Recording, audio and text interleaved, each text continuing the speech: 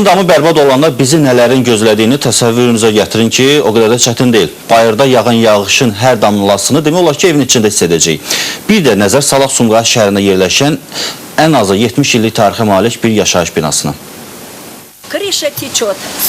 Damdan su axır. 47 ildir ki burada yaşayıram. Bir dəfə də olsun təmir etməyiblər. Yağış, qar yağan kimi hamısı evimizdədir. Sumqayıt şəhəri 21-ci məhəllə ev 13/18B'nin sakinləri hər payız qış yağan yağışı, qarı tək bayırda deyil, elə mənzillərində də hiss edirlər. 70 ilə yaxın yaşı olan binanın dam örtükləri tamamilə yararsız hala düşdüyündən sakinlər məcbur olub əllərinə keçəni düzürlər su sızan hissələrə.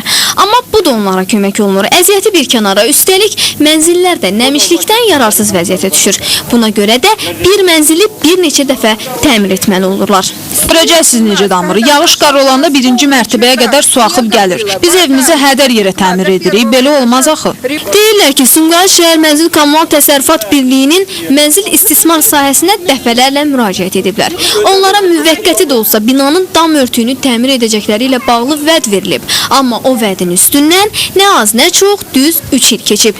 O gündən bugünə hara yazsalar, üz tutsalar da bir nəfər də olsun gəlib mövcud problemlə maraqlanmayıb. Şəhərin girəcəyindən siz girmişsiniz. Amma orada girir. Bir yol var da şəhərin girəcəyi. O evlər necə də gözəl şifirlənir. Adam siz bir də baxsın, nə etirsiz, laf ağladır. Amma bir iş var ki, o evlər bu evlərlə müqayisədə 20 il, 30 il geç tikilib. Necə onlar dəyişdirilir, bu yox. Uzun illərdir ki, təmir üzü görməyən binanın dam örtüyünün aqibətinin necə olacağını öyrənmək üçün yollandıq Sumqayıt Şəhər Mənzil Kommunal Təsərrüfatı Birliyinin Mənzil İstismar İdarəsinə. Sakinlərə vəd verən idarə sədrini yerində tapa bilmədik. Bu səbəbdən üst tutduq Sumqayıt Şəhər İcra Hakimiyyətinə. Qurumun Mənzil Kommunal Təsərrüfat İstehsalat Birliyinin muavini Rauf Məmmədzadə hazırda Sumqayıtda bir sıra binalarda əsaslı təmir işlərinin aparıldığını, tezliklə həmin binanın da bu siyahıya əlavə olunacağını bildirdi. Yenidən qurma və abadlıq işləri mərhələli şəkildə aparılır məhəllə və kvartal üzrə. Bu yaxınlarda da həmin məhəllədə işlər başlananda təbii ki, sakinlərin bütün problemlər öz həllini tapacaqdır.